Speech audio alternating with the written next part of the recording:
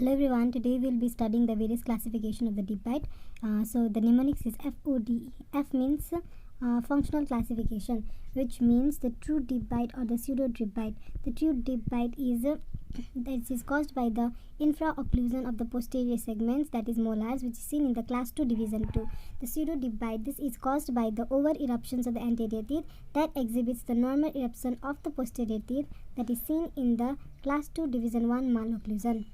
Here in the true there is infraocclusion of the posterior segment, whereas in the pseudo there is over eruptions of the anterior teeth and there is normal eruptions of the posterior teeth. The relationship of the posterior teeth is normal, but the deep bite is caused due to the over eruptions of the anterior teeth.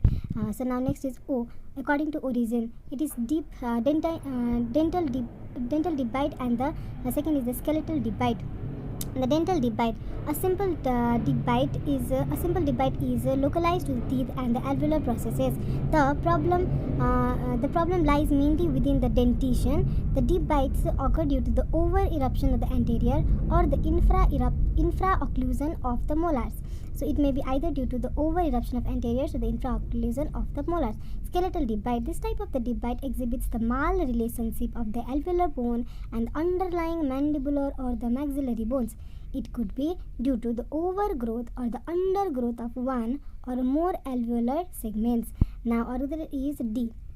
That is according to the dentition. So it may be primary dentition deep bite, mixed dentition deep bite, permanent dentition deep bite. The primary dentition deep bite, the deep bite seen in the primary dentition. Mixed dentition deep bite, the deep bite seen in the mixed dentition, and the permanent dentition accordingly the deep bite seen in the permanent dentition. So now we have FOD is complete. Now E. E means the extent of the deep bite. It may be incomplete overbite or the complete overbite. The incomplete overbite, as we can see here in this picture.